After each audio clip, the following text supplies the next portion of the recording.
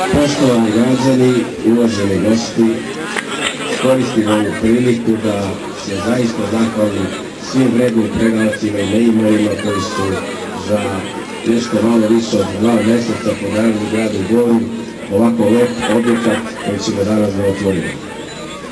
Radili su korektno, radili su pošteno u uslovima koji su bili slični ovim današnjim.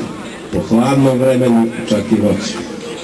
Naročito bih pohvalio ljude iz javnih preduzeća, ljude koji su uglavnom izgledali ceo ovaj posao, a to je firma Steko centar iz Bjeljine i mnoge druge koji su zaista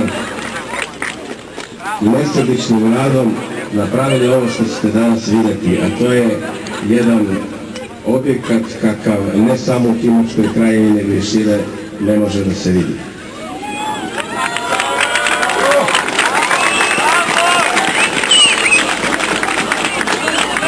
I sve to bi bilo samo par kamena i par drvenih oblica da nam direktor Beogradskog zoološkog vrta nije udahnuo dušu u svoj objekat, poklonivši nam više od 50 životinja.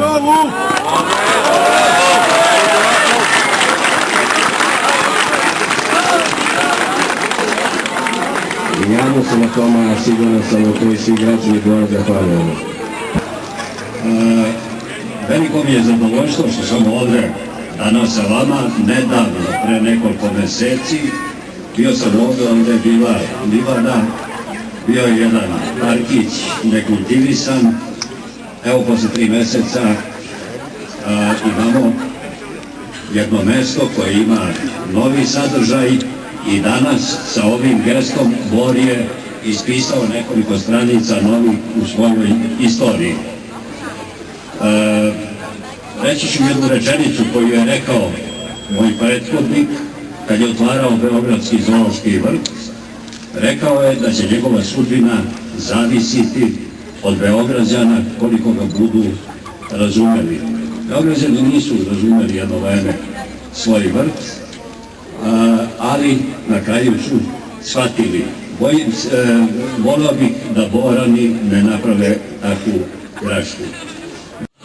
Čast mi je da danas u Boru mogu da prisustujem u otvaranju zoološkog vrta i mislim da je ovo jedan izuzetan kulturni događaj, ne samo za Bor i Timočku krajinu, nego i za Srbiju.